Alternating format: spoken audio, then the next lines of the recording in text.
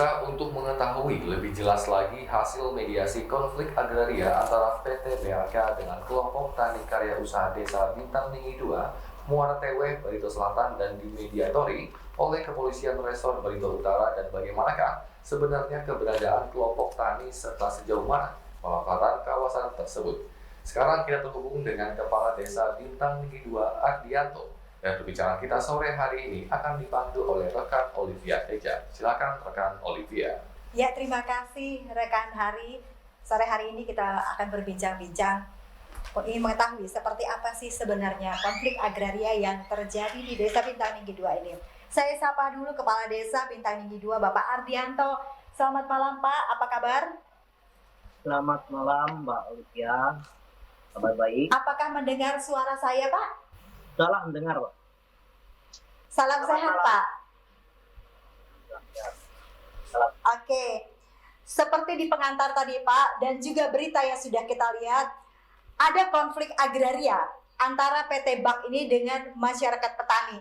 Nah, yang ingin kami ketahui sebelum kita berbicara tentang perihal mediasi itu sendiri, awal mula Pak, perselisihan ini bisa timbul itu seperti apa? Terima kasih Mbak Olivia. Sebelumnya saya konfirmasi dulu bahwa saya saat ini Kepala Desa sedang menjalankan cuti ya Mbak ya, saat ini. Jadi tapi tidak masalah karena masalah kelompok tani ini sebenarnya memang dari awal saya kawal dan saya pantau seperti itu. Nah, terkait dengan pertanyaan Mbak Olivia tadi ya, terkait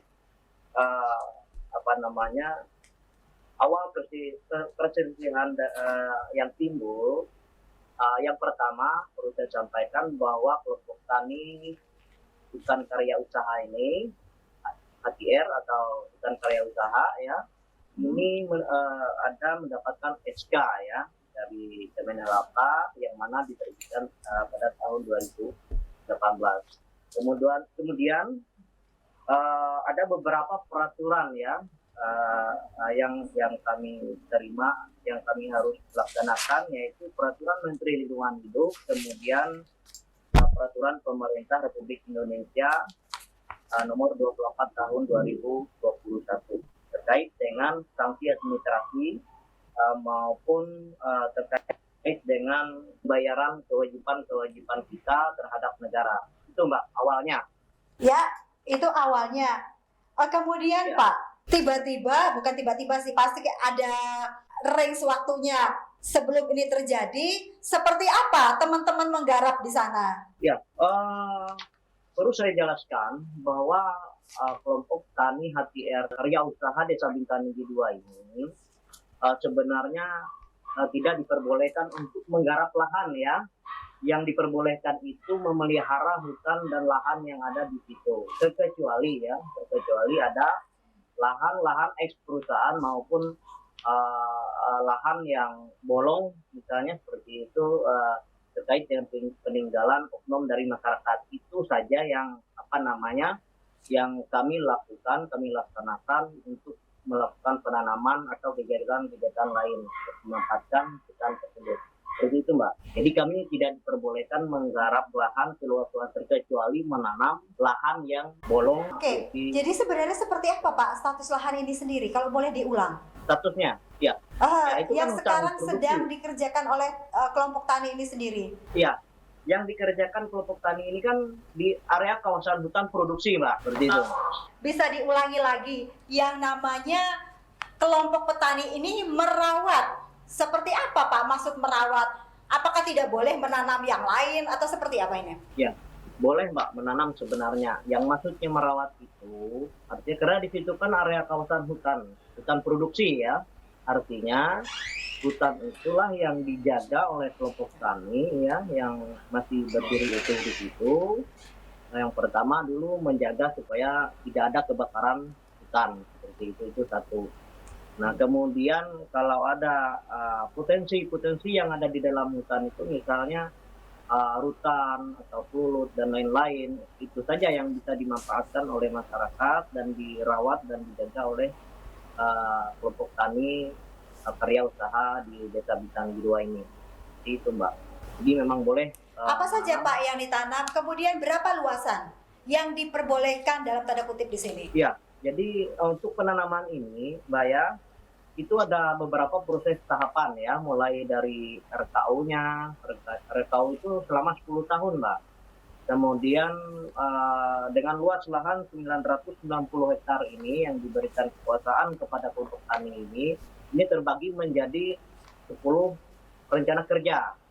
Untuk tahun ini pihak kelompok tani sudah menanam dalam blok RKT blok D sebutannya kalau di kelompok tani ini. Blok D ini kurang lebih tanaman kita itu mencapai lebih dari 2.000 pohon sengon, Mbak. Oke, Ya, hanya sengon saja kah Pak? Atau ada yang lain? sengon aja yang ditanam. Sengon. Kalau kelompok tani menanam sengon untuk tahap ini. Oke, seberapa jauh Pak membawa manfaat bagi petani itu sendiri di daerah situ? Ya, kalau untuk tanaman kita ya saat ini ya memang belum bisa dihasilkan oleh masyarakat, hanya saja yang bisa dihasilkan dari area kelompok tani itu terutama misalnya madu klulut misalnya, kemudian damar misalnya di area itu kan, hutan misalnya, itu saja yang untuk saat ini bisa kami masyarakat saya manfaatkan untuk mendapat penghasilan, Mbak. Berapa lama Pak sudah? Sejak 2018 kemarin kita kan banyak dari Mbak, seperti yang saya sebutkan tadi ada beberapa tahapan, mulai dari pemasangan plang area, kemudian ada blok, pemasangan patok, pembagian pemetaan tadi. Nah, jadi bukan secara langsung, makanya dari 2019, 18, 19, kemudian 21 itu kegiatan kita sampai mulai persiapan pembibitan seperti itu. Alhamdulillah 2022 ini kita sudah melakukan penanaman seperti itu. Jadi setiap tahun ada kegiatan. Kalau izinnya sendiri Pak seperti apa? Bisa diulangi kembali? Izinnya? Ya, izin yang dikantongi masyarakat. Ya, kalau izin ini ya, makanya untuk RKU itu rencana kerja usaha itu selama 10 tahun ya. Jadi kita diberikan kewenangan untuk mengelola lahan hatiar ini selama 35 tahun, Mbak. 35 tahun. Oke. Kemudian kemarin ada mediasi antara PT BAK dengan masyarakat. Itu apa Pak yang menjadi problem utamanya? Ya, problem utama itu kan terkait dengan hasil telaah dari tim KPHP KPHP Beritu Tengah, Kabupaten Beritu Utara ya, di situ ternyata ditemukan tanaman sawit ya yang milik perusahaan tertentu, saya sebutkan saja ya Pitibak begitu Mbak. Jadi kendala disitulah yang kami saat ini sampai terjadi ada mediasi di di Kapolres, Kepolisian ya. dan Kapolsek. Gitu. Jadi yang menjadi keberatan teman-teman kelompok tani kemudian berkonflik agraria dengan bank ini apa? Ya, pajak Mbak. Masalah BN penghasilan negara bukan pajak, BNPB Mbak. Nah, itu. Jadi sesuai dengan peraturan pemerintah ya, maka yang mempunyai IUP lah yang mempunyai tanggung jawab terhadap pembayaran pajak tersebut. Nah, makanya dalam hal inilah kami beberapa kali ya menyurati pihak terkait, misalnya Pitibak. Selama ini ya mungkin ada 4-5 kali surat ya, bahkan sempat dilakukan pertemuan pada saat itu ya, bahkan mereka menjanjikan untuk menentukan jadwal. Itu pun sampai kami lakukan tindakan ya dari masyarakat saya, mereka tidak ada respon sama sekali seperti itu terhadap kelompok tani ini. Nah, makanya karena kami kan punya tanggung jawab, masyarakat saya ini punya kewajiban, jadi kan kewajiban terhadap pemerintah. Negara. untuk membayar pajak. Ya, terhadap negara seperti itu, betul. Oke, yang diinginkan oleh teman-teman kelompok petani ini sendiri agar kedua belah pihak ini sama-sama membayarkah atau seperti apa? Iya, yang punya tanaman yang membayar, tapi mereka membayar itu bukan langsung dari mereka. Artinya mereka harus membayar terhadap kelompok tani ini, karena kelompok tani inilah yang tempat menyalurkan pembayaran pajak itu terhadap negara, Mbak. Seperti itu. Oke, kalau boleh tahu Pak, berapa besaran yang harus dibayar oleh teman-teman per tahun atau perlahan? Perlahan maksudnya per hektar atau seperti apa di sana Pak kebijakannya? Iya. Jadi begini, itu kan per tonase itu, Mbak, dari hasil sawit yang ada itu.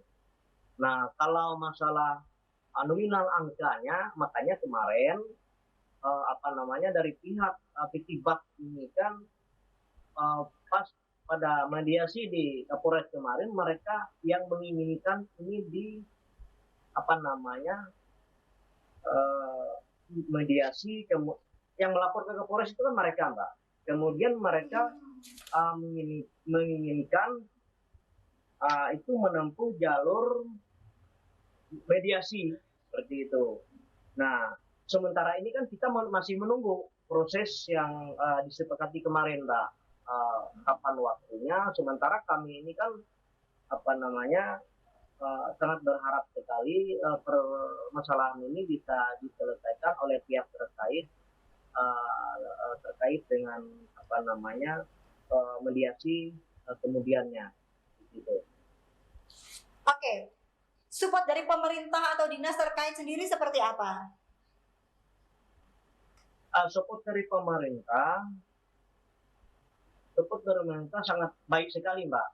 Terutama dari pihak KPHP ya, dan juga pendamping kita selama ini selalu aktif ya mendampingi masyarakat kelompok tani karya usaha ini, baik dari mulai awal perencanaan, bahkan pemetaan dan segala macam, itu luar biasa sekali support dari pemerintah.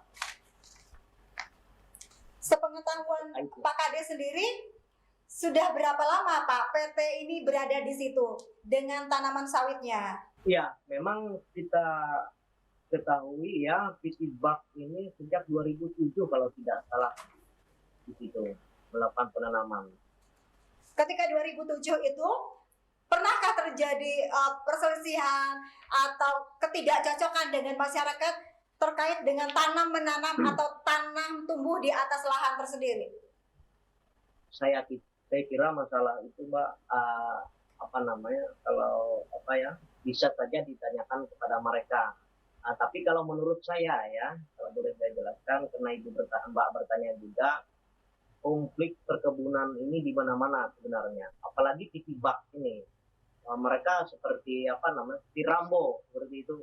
Menurut pengalaman saya dari tahun 2005 itu, mereka asal garap saja seperti itu.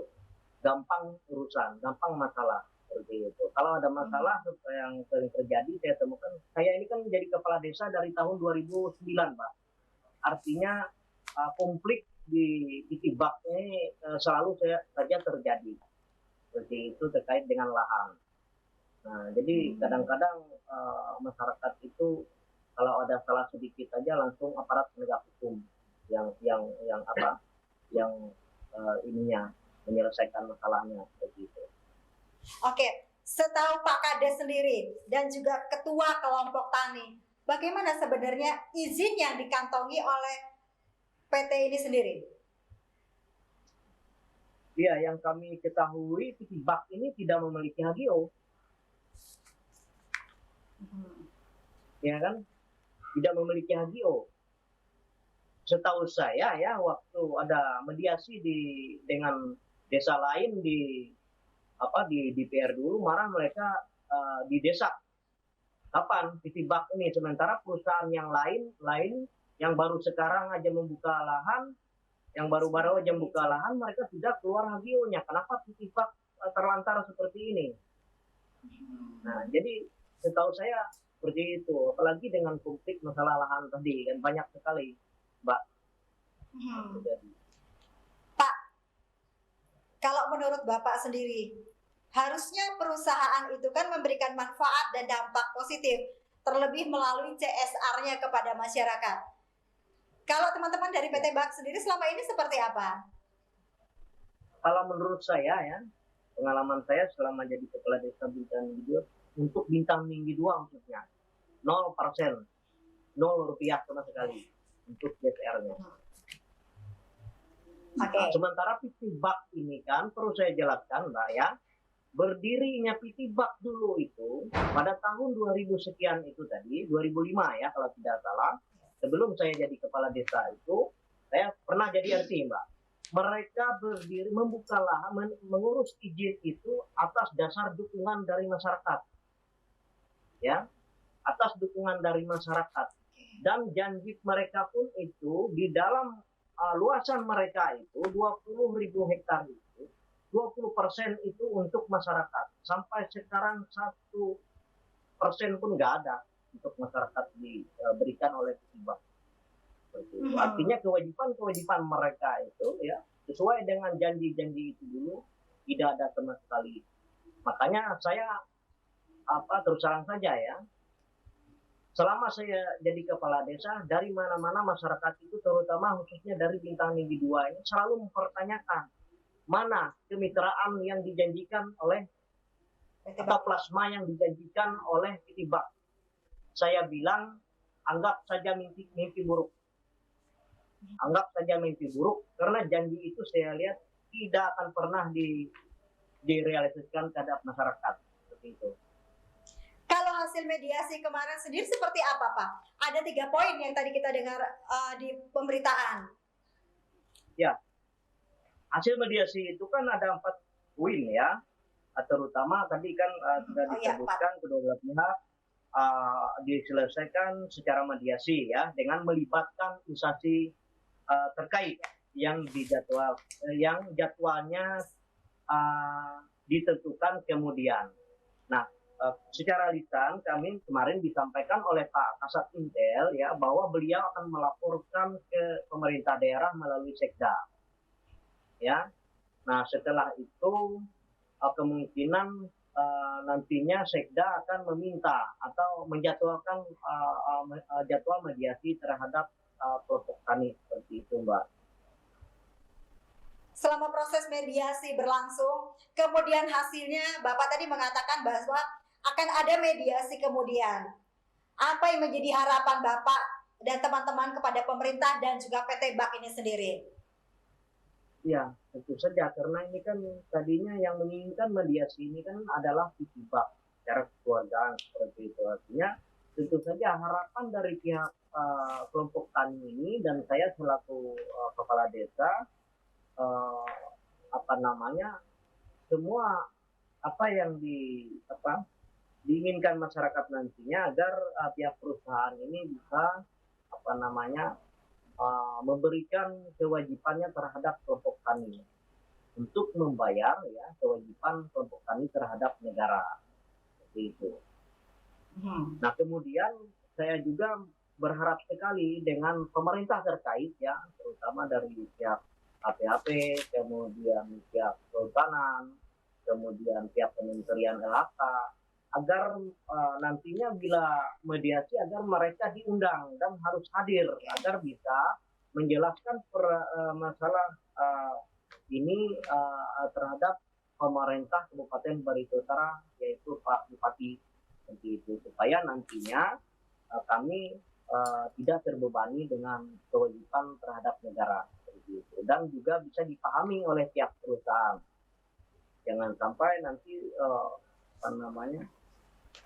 masalah yang seperti kemarin itu penutupan akses pemertalan dari masyarakat itu terjadi kembali seperti itu.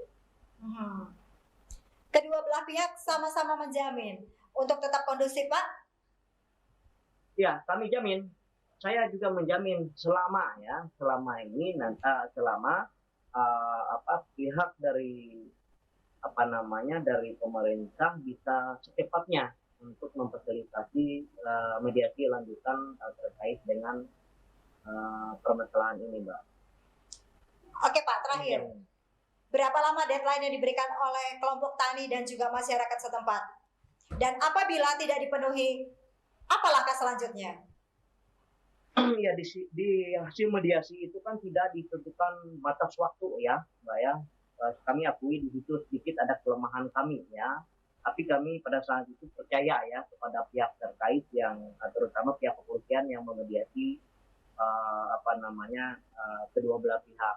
Nah, di sini mungkin saja nanti ya kalau dalam minggu ini ya tidak ada informasi dari instansi terkait, pemerintah atau pihak kepolisian, maka bisa terjadi pihak kelompok tani akan menyurati, mempertanyakan lah seperti itu, mempertanyakan kapan akan dimediasi lanjutan terkait dengan konflik kemarin itu.